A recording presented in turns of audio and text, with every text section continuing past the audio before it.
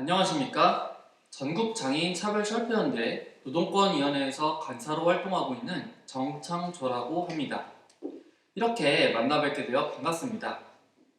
저희는 오늘 장애인 노동과 관련된 법과 제도들이 어떻게 마련되어 있고 현재 그 법과 제도가 가진 문제점은 무엇인지에 대해서 함께 살펴볼 건데요. 먼저 최저임금 제도의 취지와 장애인 최저임금 적용제의 문제점에 대해 살펴볼 것입니다. 특히 최저임금법 제7조에는 장애인 최저임금 적용제의 조항이 있는데요. 이는 장애인 임금 차별 조항으로 작용할 수 있어 현재도 노동계와 장애계의 뜨거운 현황이 되고 있기도 합니다.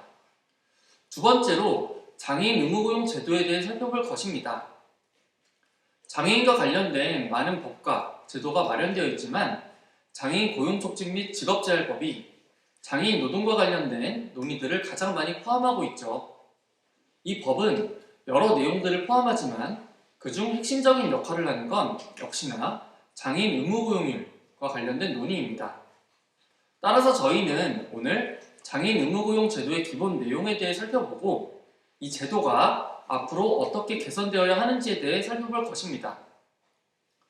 저희가 세 번째로 살펴볼 주제는 장애인 공공일자리와 권리중심 중증장애인 맞춤형 공공일자리입니다.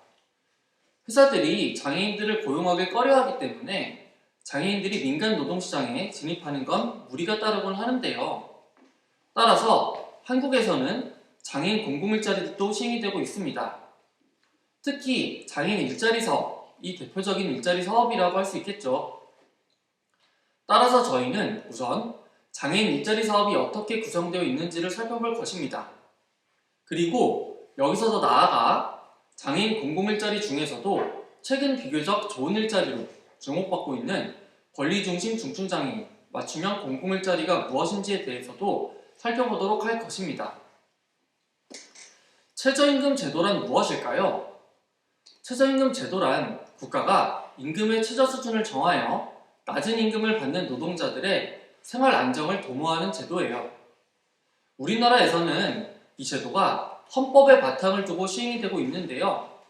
헌법 32조 1항에는 이렇게 쓰여 있습니다. 국가는 사회적, 경제적 방법으로 근로자의 고용의 증진과 적정 임금의 보장에 노력하여야 하며 법률이 정하는 바에 의하여 최저임금제를 시행하여야 한다. 따라서 국가는 매년 임금의 최저 수준을 정하고 사용자는 그 기준 이상으로 노동자에게 임금을 지급해야만 해요. 예컨대 2021년 같은 경우에는 사용자가 노동자에게 시간당 8,720원 이상의 임금을 반드시 지급해야만 하죠. 내년인 2022년 같은 경우 사용자는 노동자에게 시간당 9,160원 이상의 임금을 지급해야 하고요. 최저임금과 관련된 내용들은 최저임금법에 잘 나와 있는데요. 만약 사용자가 노동자에게 정해진 기준 이하의 임금을 준다면 이는 처벌의 대상이 됩니다. 그런 만큼 이 법은 저임금 노동자들을 보호하는 데 중요한 역할을 하고 있어요. 장애인도 최저임금을 받나요? 최저임금법의 취지는 저임금 노동자를 보호하는 것이지만 모든 장애인들이 최저임금을 받을 수 있는 건 아니에요. 최저임금법 제7조에 따르면 어떤 장애인들 같은 경우에는 최저임금을 합법적으로 받지 못합니다. 최저임금법 제7조에는 1항에 정신장애나 신체장애로 근로능력이 현저히 낮은 사람에게 고용노동부 장관이 인가한 한에서 최저임금을 주지 않아도 된다고 쓰여 있습니다. 이외에도 최저임금을 적용하는 것이 적당하지 아니하다고 인정되는 사람이라면 최저임금을 받지 못해요. 물론 고용노동부 장관이 허가해준다면 말이죠. 장애인이 생산성이 낮다라는 생각과 함께 이런 법이 시행되고 있는 건데요.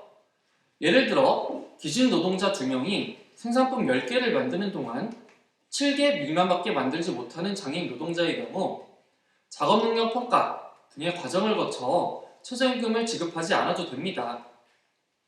2020년 기준으로 9,000명 정도의 장애인 노동자가 이 때문에 최저임금을 받지 못하고 있어요.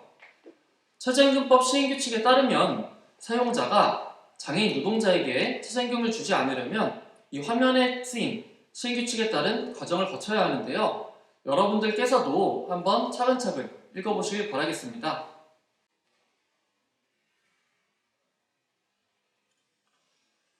장애인은 생산성이 낮은데 최저임금을 받지 않아도 되지 않나요? 최저임금법은 저임금 노동자를 보호하기 위한 법이고, 따라서 얼마만큼 생산했는지와 별개로 최저임금 이상의 임금 지급을 강제하는 법입니다. 그런데 장애인 노동자만 능력평가를 거쳐서 최저임금을 주지 않는다는 건 장애인에 대한 심각한 차별이라고 할 수 있어요. 이는 장애인 노동자들이 더 가난해지는 것을 국가 차원에서 보호해주지 않겠다라는 것이기도 하죠. UN, ILO 등 국제기구들도 이미 한국 정부에 장애인에게 최저임금을 보장하고 장애인의 생산 능력을 평가하지 말라고 권고한 바 있습니다. 특히 한국에서는 많은 장애인들이 노동을 하더라도 비장애인들보다 낮은 임금만을 받고 일하고 있어요. 장애인과 장애인 가족들이 가난에 시달리는 경우가 많은 것도 이와 긴밀하게 연관이 되어 있죠. 그러니 이제는 우리나라도 장애인 노동자에게 최저임금 이상의 임금을 반드시 보장해 주어야만 해요. 장애인 최저임금 적용제 조항 폐지를 요구하는 목소리들도 끊임없이 나오고 있는 실정이니 여러분들께서도 관심을 가지고 함께 목소리를 내보는 건 어떨까요? 그럼 장애인 의무고용제도에 대해서 함께 살펴보도록 하죠. 국가, 지방자치단체와 민간기업 사업주에게 장애인을 일정 비율 이상 고용하도록 의무하는 제도가 장애인 의무고용제도입니다. 2021년 기준으로 국가나 공공기관은 장애인을 전체 노동자의 3.4% 이상 고용해야 돼요. 50명 이상의 노동자가 일을 하고 있는 민간기업도 3.1% 이상 장애인을 고용해야 합니다. 만약 이 비율만큼 장애인을 고용하지 않는다면 고용부담금을 내야 하죠. 장애인 고용촉진 및 직업재활법 제33조는 상시 100명 이상의 노동자를 고용하는 사업주가 의무고용률을 지키지 못한 경우 고용부담금을 납부하도록 하고 있습니다. 장애인 의무고용제도는 왜 있어야 하는 것일까요? 대부분의 기업들은 돈을 많이 벌려는 목적으로 설립되었죠. 그러니 돈을 잘 벌어다 주지 못하는 노동자들, 생산성이 낮은 노동자들을 고용하지 않으려 합니다. 그런데 많은 장애인들 같은 경우 교육, 문화적으로도 많이 소외되어 있잖아요. 그러니 사실 기업들이 요구하는 만큼 돈을 잘 벌어다 줄 수 있는 없다라는 생각이 널리 퍼져 있어요. 그러나 사람은 오직 돈을 많이 벌기 위해서만 일을 하는 게 아니죠. 노동은 다른 사람들과 사회적 관계를 맺고 시민으로서 주체적인 삶을 살아가는데 중요한 활동입니다. 기업들도 오직 돈만 버는 걸 추구해서는 안 돼요. 기업들 같은 경우에도 사회적으로 책임을 질 것들이 상당히 많은 거죠. 그런 만큼 장애인들에게도 노동의 기회를 보장해주기 위해서라도 의무고용률 제도는 필수적이라고 할 수 있습니다. 그럼 기업들은 과연 의무고용률을 잘 지키고 있을까요? 안타깝게도 잘 지키고 있지 않는 기업들이 많습니다. 장애인 고용 의무를 지키는 사업체는 절반 정도에 불과한 상황이라고 해요. 규모가 큰 대기업들도 장애인 고용을 회피하고 있는데요. 장애인 고용을 확대할 생각도 없이 그냥 고용부담금을 내고 있는 거죠.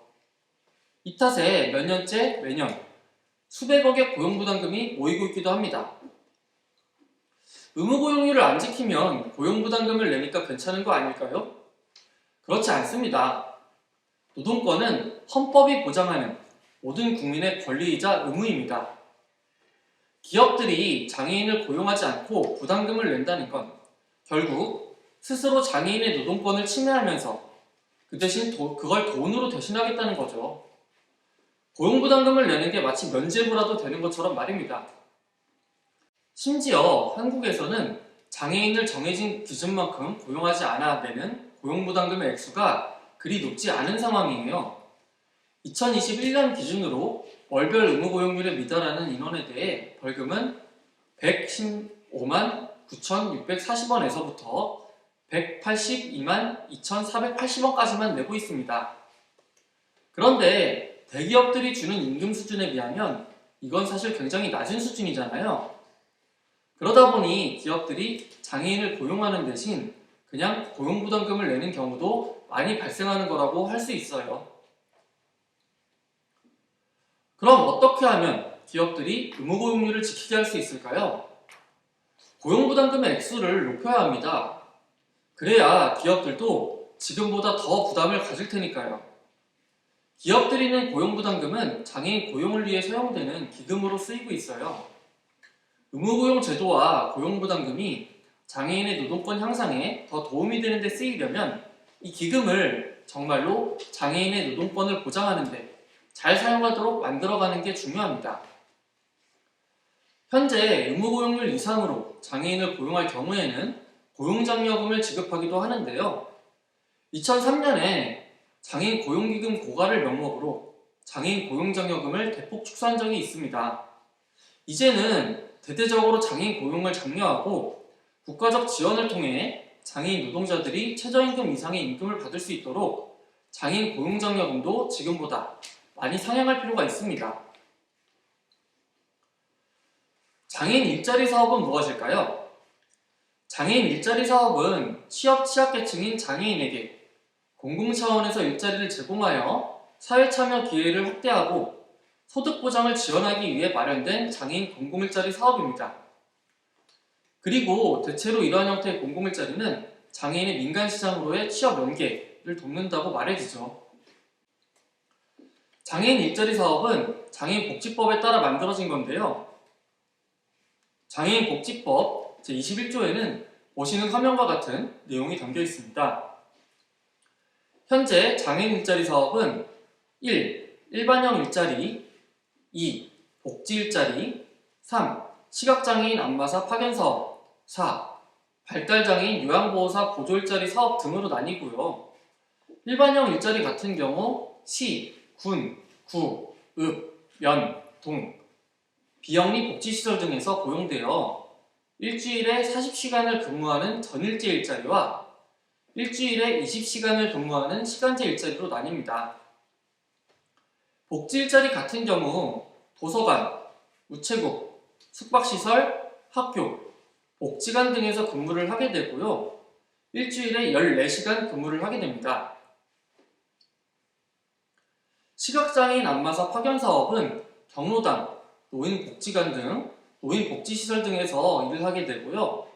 일주일에 25시간 동안 근무를 해야 합니다. 발달장애인 요양보호사 보조일자리 사업은 노인복지시설 및 노인전문병원 등에서 일을 하게 되고요. 일주일에 25시간 근무를 하게 됩니다. 그런데 장애인 일자리 사업 같은 경우 장애인의 민간 시장으로의 취업 연계를 추구한다고 하지만 실제로 취업이 잘 연계되지 않는다는 평가도 있어요.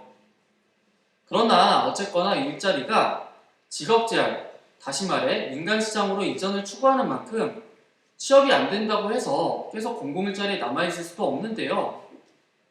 실제로 장애인 일자리 사업에 2년 이상 참여한 자는 더 이상 일자리에서 일을 할 수 없습니다. 그러니 일자리는 참 한계가 많다고도 할 수 있겠는데요. 장애계 안팎에서 지속적으로 장애인 공공일자리 제도에 변화가 필요하다고 주장하는 이유도 바로 여기 있습니다. 그리고 유난히 취업이 힘든 중증장애인 같은 경우에는 이 일자리들에 참여하기가 힘들기도 한데요. 왜냐하면 이 일자리 직무들은 중증장애인이 수행하기에 무리가 있는 경우가 많기 때문입니다. 심지어 이 일자리는 애초부터 해당 직무의 업무 수행이 불가능하다고 판단되는 자는 신청 자격이 제한되어 있기도 해요. 상황이 이러하니 장애인 공공일자리란 결국 안 좋은 일자리다 라는 인식도 널리 확산되고 있는데요. 장애인 공공일자리를 더 좋은 일자리로 바꿔내기 위해서는 시민사회가 앞장서서 변화를 이끌어내가야 할 것 같습니다.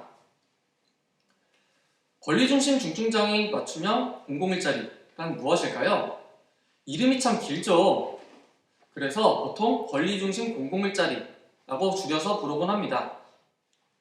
2020년부터 서울시에서 시작한 중증장애인 일자리인데요. 올해는 경기도에서도 시행 중입니다. 이 일자리는 시민사회의 강력한 요구로 만들어진 일자리라는 점에서 의미가 크다고도 할 수 있어요. 이 일자리의 특징은 다음과 같습니다.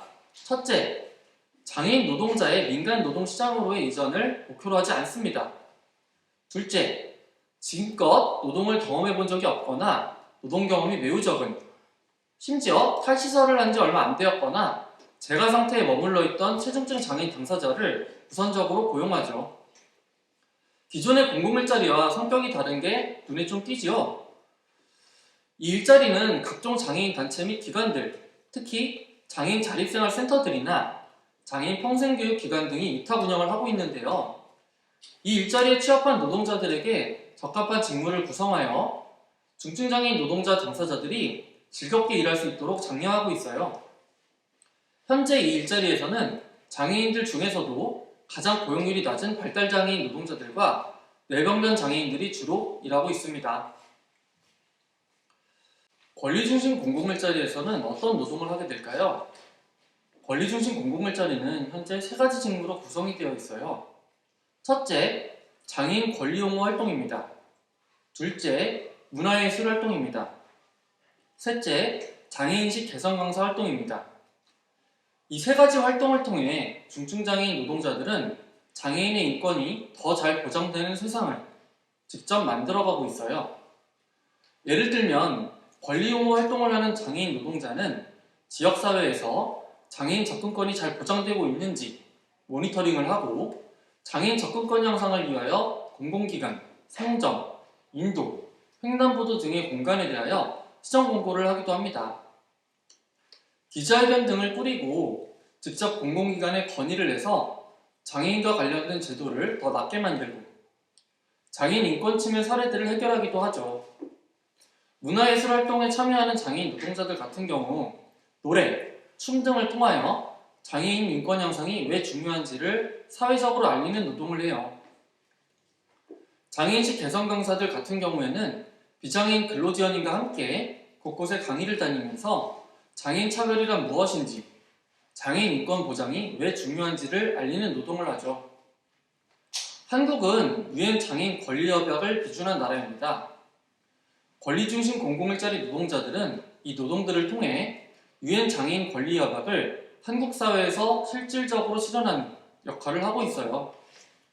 유엔 장애인 권리위원회가 한국 정부에 유엔 장애인 권리협약을 교육하고 실질화하기 위해 노력하라고 권고한 만큼 이 임무를 장애인 당사자들이 직접 수행한다는 점에서 일자리는 의미가 매우 크다고 볼 수 있는 거죠. 정말로 체중증 장애인도 이 일자리에서 노동을 할 수 있을까요? 예, 당연합니다. 권리중심 공공일자리에서는 돈을 많이 벌어다 주는 노동을 요구하지 않습니다. 회사들이 돈을 많이 벌기 위해 노동자들에게 요구하는 속도를 일자리에서는 요구하지도 않아요. 체중증 장애인 당사자의 속도에 맞춰서 모든 노동들이 이루어지고 있는 거죠. 게다가 이 일자리에서는 근로지원인도 제공이 되며 그 어떤 일자리보다 장애인 당사자와 근로지원인과의 소통을 중시하기도 합니다.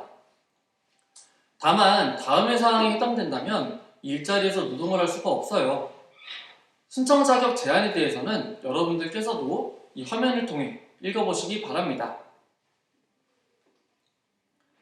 권리중심 공공일자리에서 일을 하면 돈을 얼마나 벌 수 있을까요? 이 일자리는 앞서 소개해드린 장애인 일자리 사업과 동일하게 월급을 줍니다. 이 일자리에서도 일반형 일자리와 복지 일자리를 나누는데요. 일반형 일자리 같은 경우 주 20시간 노동을 하고요. 단 복지 일자리 같은 경우에는 기존의 다른 복지 일자리들이 주 14시간 노동을 하는 것과 달리 주 15시간씩 노동을 해요. 주 15시간씩 노동을 하게 되면 주휴수당도 받을 수 있고 근로지원인도 지원받을 수 있다는 장점이 있다는 점 여러분들께서도 꼭 기억해 주시기 바랍니다. 그래서 월급 기준으로 보자면 2021년 기준으로 시간제는 월 91만 1,240원을 지급하고요. 복지일자리에서는 월 68만 3,430원을 지급합니다. 당연히 4대 보험에 의무가입하게 되어 있기도 하고요. 그럼 권리중심 공공일자리는 어떻게 신청할 수 있을까요? 권리중심 공공일자리를 위탁받아 운영하는 기관, 특히 장애인 자립생활센터, 장애인 평생교육기관 등에서 모집 공고를 올리면 그 공고에 따라 신청하면 됩니다. 포털 사이트에 집 근처 장애인 자립생활센터, 장애인 야학과와 함께 권리중심 공공일자리를 검색해 보세요. 권리중심 공공일자리 수행기관 중 하나인 노들 장애인 야학의 신청서는 화면과 같이 생겼습니다. 한번 검토해 보시기 바랄게요. 권리중심 공공일자리가 더 나아지려면 어떻게 해야 할까요? 처음으로 임금노동을 해보는 최중증 장애인 당사자들은 이 일자리를 통해 많은 보람을 느낀다고 해요. 재미없는 일들을 많이 시키는 일자리도 아니고 직업 재활에 목표를 두지도 않고서 자기 자신의 권리를 스스로 만드는 활동을 하니 일이 참 즐겁다고 말하기도 하고요.